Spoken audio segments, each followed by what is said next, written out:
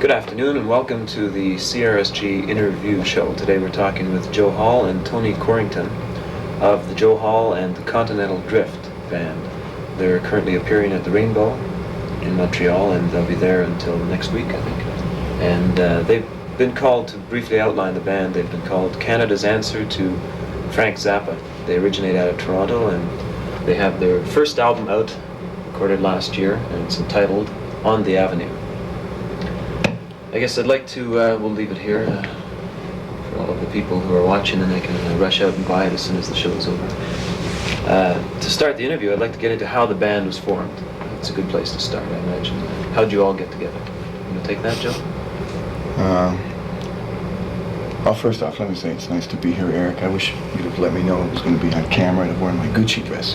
I don't know, the nucleus of the band goes back about 8 or 10 years. And in the current format, we've been working 3. Where did we meet? I don't know. We met in some rooming house in St. George Street in Toronto. So all the members are from Toronto? Well, not originally. Tony's born overseas. Saskatoon. Saskatoon. We all live in Toronto, but I think very few of us are from there. And I might maybe just correct 1 or 2 misconceptions. This is our second album. The first one is somewhat hard to find, and it's a good deal older. It's about 3 years old. It's just called Joe Hall. This is the first one on Posterity, isn't it? Yeah, well, the other first one is distributed by Posterity. This is the first product that we made with the company. And this was released, I think, around last Christmas, and the other one goes back somewhat further. It was made independently for a Canadian arts magazine called Impulse. It was actually an issue of a magazine, despite the fact that it was a long-playing record. The same band that put it together, George George and Joe and I, but a different rhythm section consisting of some. How did your brother get into playing? Paul plays bass. Yeah. Well, I guess that goes away toward answering the question how the group in its present form got together. About 3 years ago, we had our first long-term job at a place called the Black Bull Tavern in Toronto on Queen Street, and the nucleus. A very quaint, seedy place. Very, very seedy. And we were there for about 3 or 4 months, and initially it was just the 3 of us, George who plays piano, Joe and myself. And about halfway through that job, I guess our budget got bumped up a little bit. We managed to take on the rhythm section, sort of volunteered for the job because it seemed like a fun thing to do. And since then, that's been the band. So you've been really only together 3 years? Yeah, the band as such. How did this album come about? Like, how did you meet the people from? Maybe you could tell us a little bit about Posterity Records. I first met the president of that company 3 or 4 years ago in Edmonton, and he had expressed an interest in the first album that we'd done, and we just cultivated a relationship over a period of time. He had some money, and we had a good studio deal. Down in Hamilton, a friend of ours. Grand Avenue Studios? Grand Avenue. And had invested some money when these people were starting their studio. Yeah. And so he got a deal on time. You want to tell us a little bit about how the album was recorded? Did you have all the songs done? Was it taken basically from your stage act? Like, are you? I know you played a lot of bars. I guess you have a repertoire down. Did you just go in and record that, or did you write songs specifically? No, the songs were there before we went in. We don't write specifically. We didn't write specifically for that session. So you really are a band who's sort of paid your dues in bars and all that. Well, I don't know. Paid dues. Got your material. Drink a lot of craft beer. Do you usually play bars, or do you play? Mostly bars. It's the bulk of the work, yeah. We've done some concerts. We're actually just now starting to get out of the bar circuit and into concert situations. What are some of the spots you played in Montreal besides the Rainbow? Well, we played. The last time we were here was in February. We played Maples. Out in the West Island? Yeah, at Point Claire, and we're up in Morin Heights. But besides that, just Warren Heights, you played Rosie's Cantina? No, the Cabaret du Nord. Oh, I see.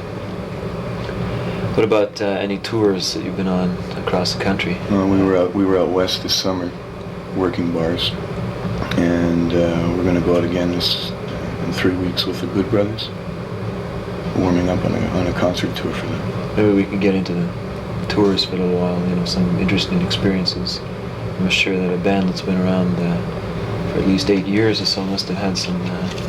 Get awfully claustrophobic riding in a motorized box. Some strange crowds to deal with. And not all that time has been touring by any means. Like previous to that, the 3 years tenure that the current band has, work was, to describe the work situation as slim would be a great understatement. I mean, there must have been years when we played 10 days a year or something, and only really managed to support ourselves in other ways. I stole money from the government as a scholar. I worked as a gigolo until my looks failed. And the band then really only started a regular touring session when you got the rhythm section, I guess. Yeah. Well, what were some of the places like out west? Well, we worked classrooms this time. Like the lowest dive, where we would have to go the strangest crowd. Back, I think, beyond the current incarnation of the band to find something really scuzzy. What about? Well, the Black Bull was pretty scuzzy, and I think that's an important club because it made us what we are in more ways than I care to think about. It's Toronto? Yeah, it's the place where the quintet we're talking about first got together. It was a funny little place. It had maybe a seating capacity of 50 or something like that. And we were hired, first of all, on a 4-day weekly basis.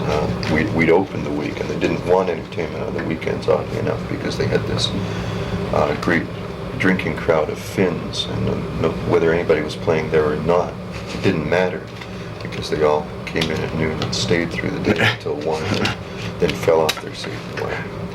And Playing them up in the back and put them back up at noon.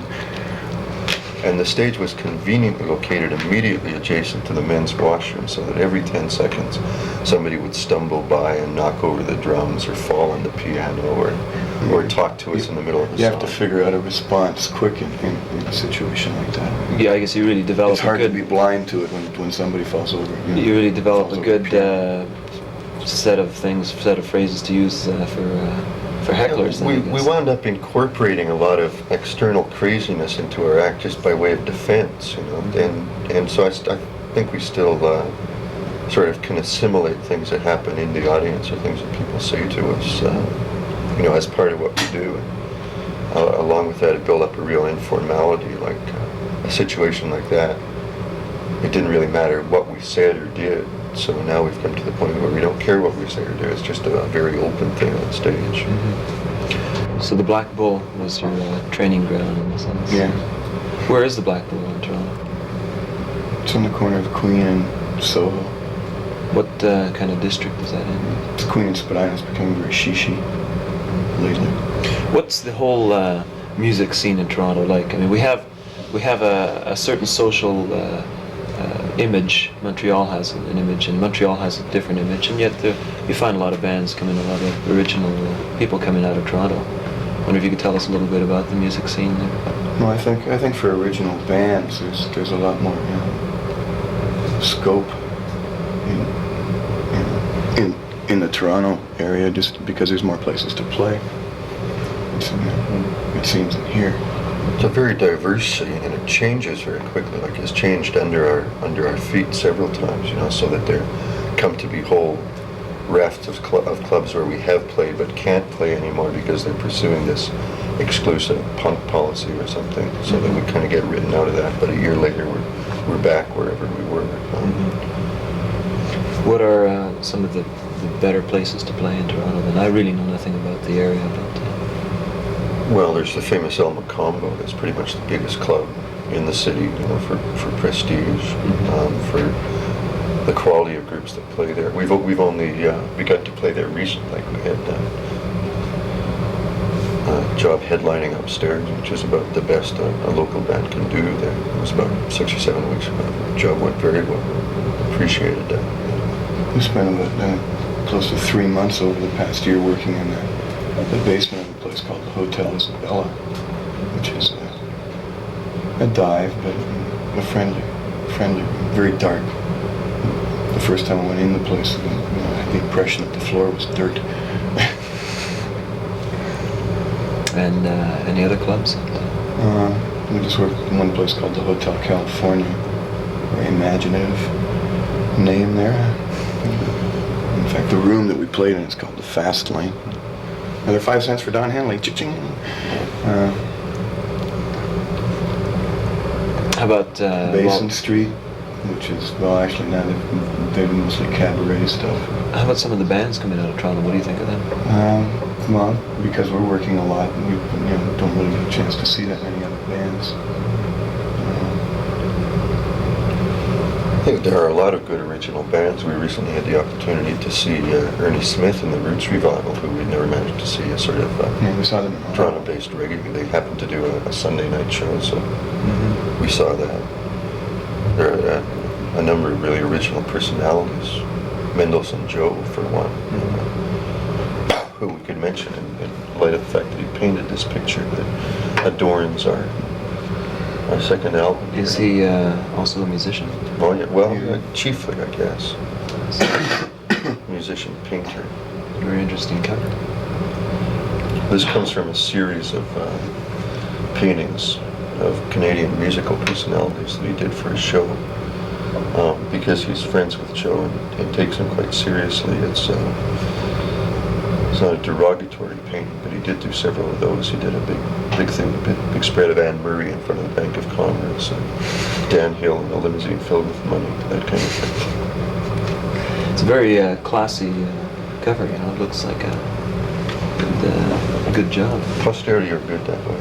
They're very competent bunch in graphics and so on.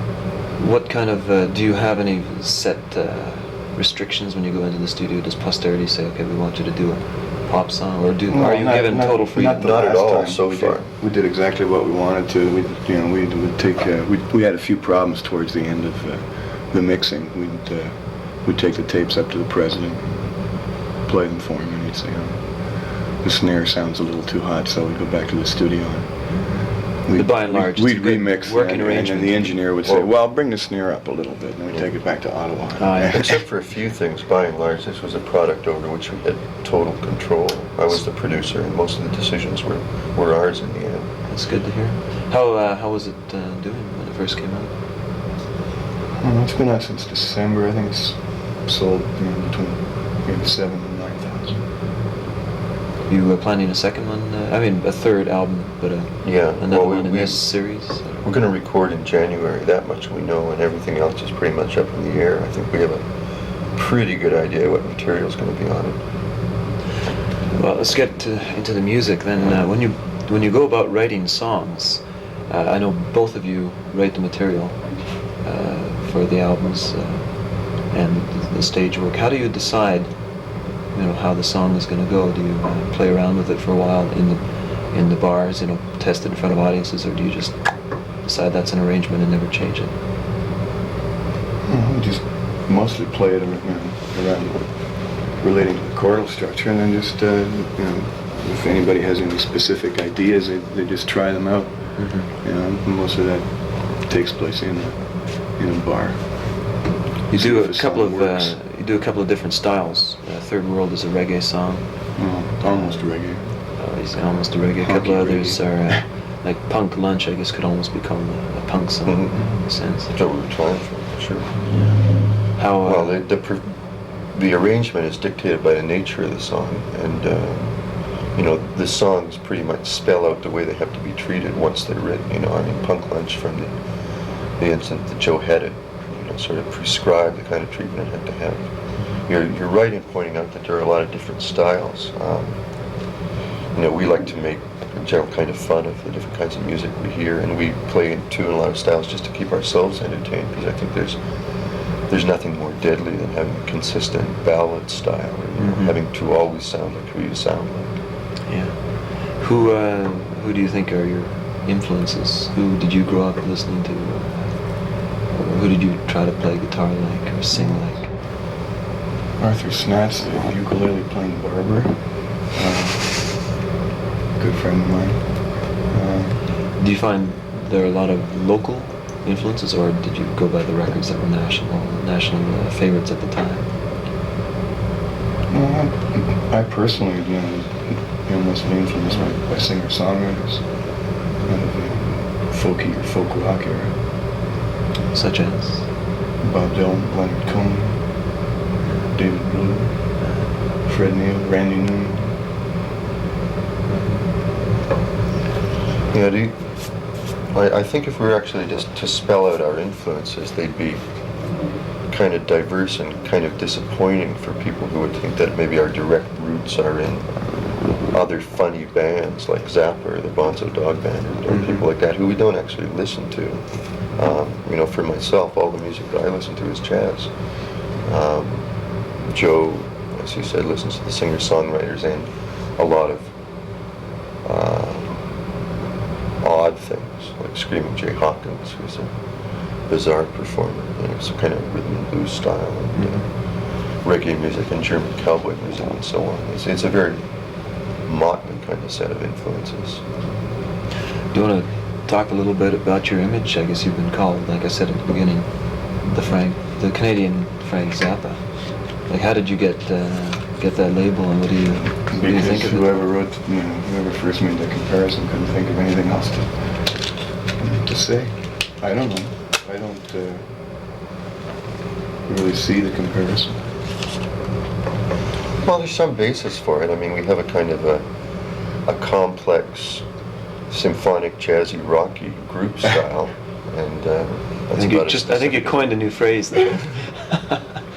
And what we do is funny and satiric sometimes, I hope, but I think it's a matter of coincidence more than anything that we sound like Zappa. It's just that we steal things from the same place and make fun of the same things. It's largely coincidence, because I think if there's any one thing that the band tries to be, it's just personal, playing what we feel like at the instant we feel like it, mirroring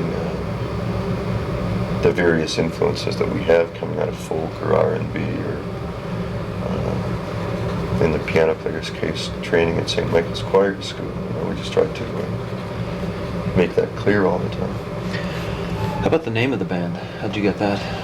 That was Joe Hall. Joe Hall, it's obvious where you got that, and the Continental Drift. That was stolen from a mandolin player I met in Edmonton. At one point we were trying to impersonate a country and western band, and he wanted to start a polka band called the Continental Drifters, and I lifted it from him. So I've been told. It wasn't conscious. When we were working at the Black Bull, we had a very changeable situation in regards to group names. Previous to that, any band that Joe had was usually called the Eyeball Wine Company. But as I say, given the fact that it didn't really matter what we said at the Black Bull, we started changing the group name fairly often, every set, I'd say about that. And just silly things like the Yodeling Himalayan Compact Car, or the Pancho Zarathustra and the Transistor Sisters, or the Texas Derangers. Just whatever we could think of. And after a certain point... Donuts from outer space. After a certain point, just for consistency, we decided to have one name. And the Continental Drift seemed to work on a lot of levels. So that was the name. It's been about 2 years now for that, I guess. Let's go back to the tours again. Did you tour the Maritimes? No, we've never been out that way yet. Have you been planning to go out there? We would really like to. Once we have space in our schedule again, which ought to be about February, we'd certainly like to take you in Halifax and whatever we can find on the way to that. I was about to take it into the direction of asking about some of the country music down there and how you found that, but well, let's get back out west then. What are some of the other places you played in, say, the prairie provinces, Edmonton? Edmonton, Calgary, Winnipeg. I don't think we've ever. What kind of audiences? Saskatchewan. What kind of audiences do you have out? Joe has quite a big personal following in Edmonton because he sort of lived there. I owe a lot of money. Well, don't worry, this isn't being shown out west. No. Unless you become big stars, then we'll hold it for ransom. We'll want small bills, small denominations I under a haven't seen a park. release form. How about a bit more about Toronto then? That's a nice place to live. How do you find Doesn't just seem as that? cold.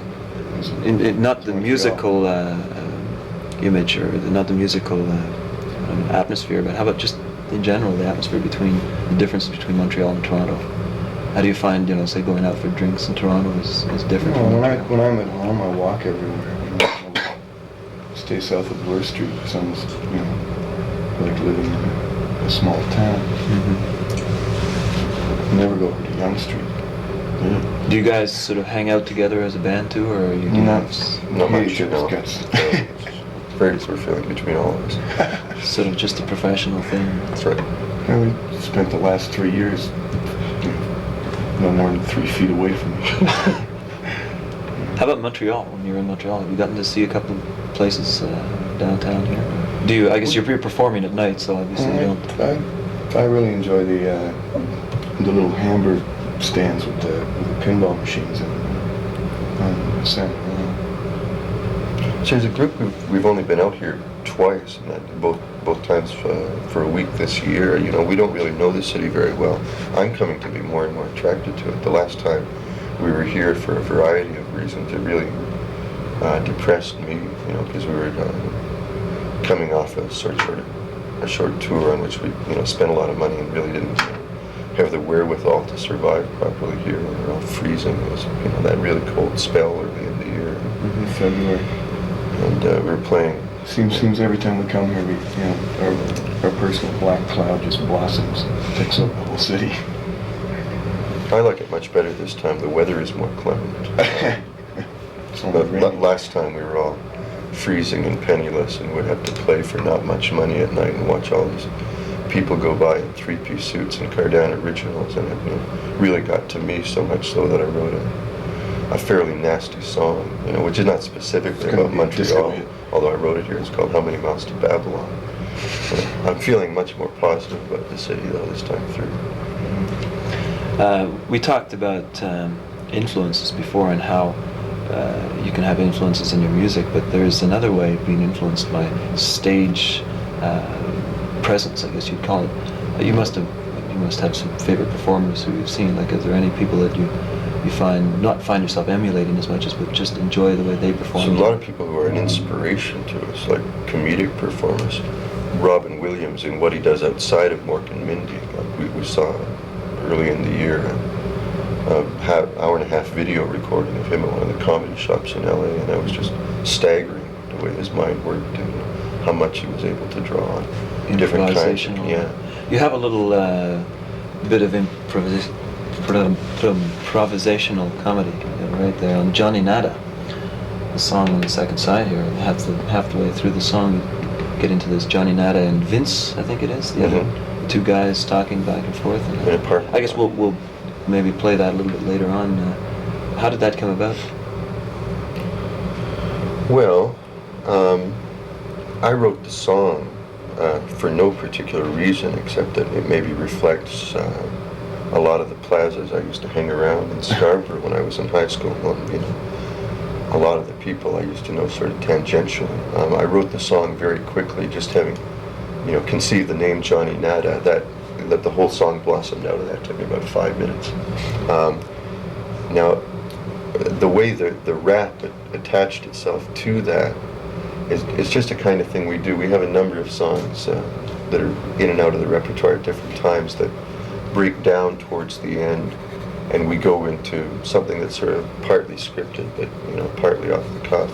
That's one. We also had another one called Brain Damage Blues, which was a monologue, completely fragmented little perceptions by Joe, just entirely off the wall. Also a song called Country Mumbles, and currently we do a kind of tribute to the Black Bull Tavern called Reptile House that breaks down into two old drunks who mumble at each other for about 5 minutes before the song terminates itself. And you do this version on stage as well? Do you do all What? the little, or do you change that around? The little mumbling thing, or the little... It's sort of open. We don't do Johnny Nada at all now. It was a song that kind of palled on us after about a year and a half. Yeah. You know, that's not the kind of thing you can keep up forever. You don't even, say, play the song without the routine? No, not currently. I see. Well, it looks like our time is slowly running out, but Oh no, not that. Put my soul in the big black box. Doo-dah, doo-dah. Hey, we have to charge you for that if you're going to play. That's What? Why don't you charge us? music on...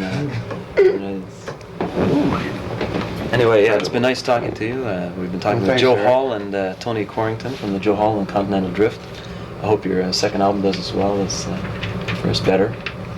Hopefully better. Is it? Do you have distribution rights in the States as well with this? Not yet. I don't think. It may be that Adelphi will release this one, but I think we're mostly looking forward to the product we're going to make in January. Yeah. Yeah. And we'll be seeing you from time to time, hopefully in Montreal, Yeah, in hope so. around Montreal. This has been the CRSG Interview Show. Good afternoon.